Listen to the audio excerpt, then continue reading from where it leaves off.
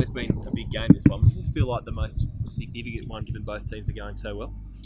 Yeah, definitely. I think when you look at the form of both teams, that obviously creates more excitement around the game, and then you add that next layer that's been there over the last 3 or 4 years with the big freeze, and particularly with the coaches heading down the slide this year. I think this one's going to be a special one, and hopefully, from my perspective, and I assume Scott's as well, that both teams can put on a pretty good show with the game of footy we play. You got any advice for what Simon should wear? Mankini would be pretty good, I reckon. But I don't know. We were winding him up the other day. He's pretty happy with his rig, so expect that to be out. But I think it's a terrific, obviously a terrific cause. But the fact that all coaches got behind it, I was rapt when I saw that announced, and it should make for a spectacular day. You talk about, you hear of how all the players have been pretty free with their advice for their coaches. How much lobbying, intense lobbying, is going on with the D's with the rig? What needs to happen on Monday? Well, I'm assuming he'd be in a bit of a weight cut at the moment, just trying to trim down and make sure he's in career best when he gets it out. But I think more importantly, he'd be wanting to get it done. Obviously, support a terrific cause, but he's well and truly focused on the game as well. So he's pretty narrow-minded and very focused in on what we're really about on Monday. You've been personally touched by the disease, obviously within your family. How much does it mean to sort of see how big the event has become now? Oh, I absolutely love it. I think, and that's just a credit to Neil, really, and obviously the team behind him. But he's the face that we all see and the inspiration that has, I guess, put himself out there for all of us to witness. But at the same time, the way in which he's held himself and the inspiration that he's provided to so many. Obviously, the funds raised and the awareness raised is significant. But I think not only to people suffering MND, but everyone in general is touched by the story of Neil and can, I guess, gain real inspiration and hope from his ability to fight and keep fighting. You know him better than most, and you've obviously heard him speak since he's had the disease several times. Do you still get really emotional when he comes and speaks to the group?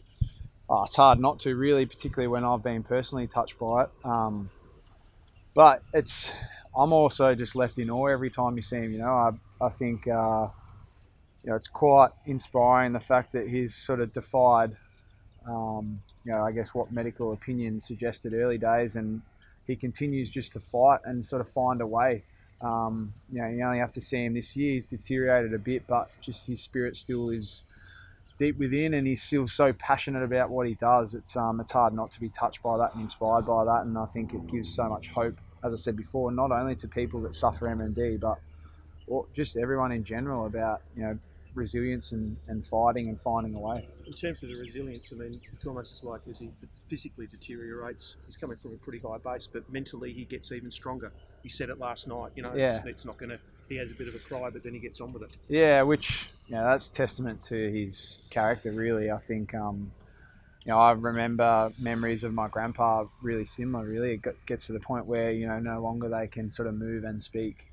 But you can almost see just through looking into their eyes that they're well aware of what's going on, and they're still as sharp as ever. But that's the harsh reality of it, and I think the fact that Neil confronts that so publicly and so openly I think it's quite warming, and as I said before, it's super inspiring, really, just to be able to tackle it so head on, so publicly and openly, but also so inspirationally. You haven't played a final yourself since 2006. Is this the closest thing to it? 85,000 at MCG, 2 leg sides?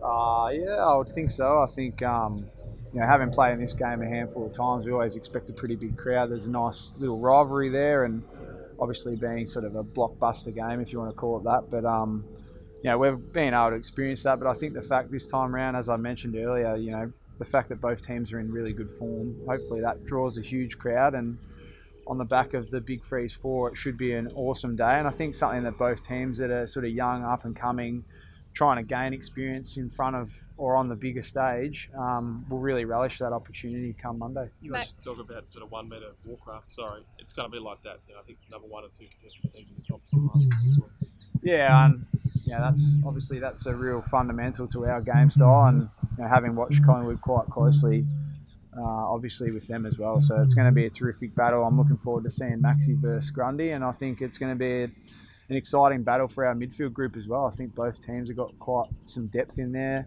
some really good players, obviously, but it runs pretty deep with the amount of guys that sort of roll through there. So it's going to be a great challenge for us, and I think there's some key matchups all over the ground, forward and back, that are going to provide for a pretty tough and hard-fought contest. How do you expect the team to fill Jake's absence?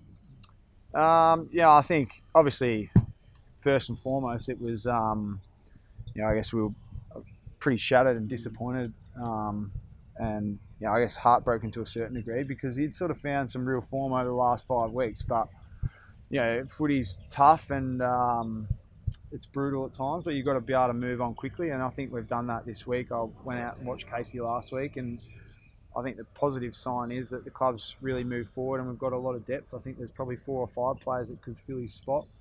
Finding that mix is sort of, I guess the challenge for the coaching group in particular over the next however many weeks. But, I think, there's probably, as I said before, there'd definitely be 3 or 4 immediately that would be able to put their hand up and play in that role. You think it's a bit of trial and... Sorry. I was going to say, it's a bit of trial and error there to find that right man, because it is a pretty unique role that he plays. Yeah, it is. I think the luxury that we've got at the moment is our backline's reasonably experienced. Obviously, with Michael Hibberd, Bernie Vincent, Louis playing down there, hopefully we can bring in someone sort of like a Joel Smith, Josh Wagner type, potentially, and sort of they can sort of help mould him into the the role we want him to fill on ground. But in saying that, we've got other guys in form, Sam Frost, Cam Pedersen. These guys that could potentially come in that have also experienced AFL level and could juggle the team around a little bit and I guess cover his loss that way. But that's something that the coaches will work through over the next few days in match committee, and we'll see how it shapes up on Monday. And just on your back line, Collingwood's, they kicked a 20 plus goals for the first time, I think, in about 2 years. But it was a different look. Like, it was Will Hoskin Elliott kicking 6. It was the new bloke Myercheck kicking 4. It was, it wasn't your traditional.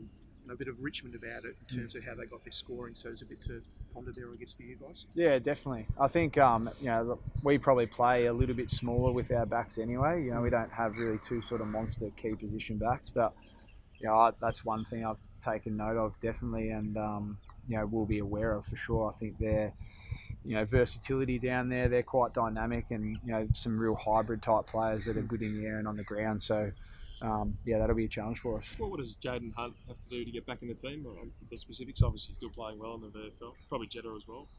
Well, when we've won, 6 in a row, I think it makes it tough for guys to squeeze their way back in. They've really got to bang down the door in the VFL, and I think Hunty's really aware of what we expect from him.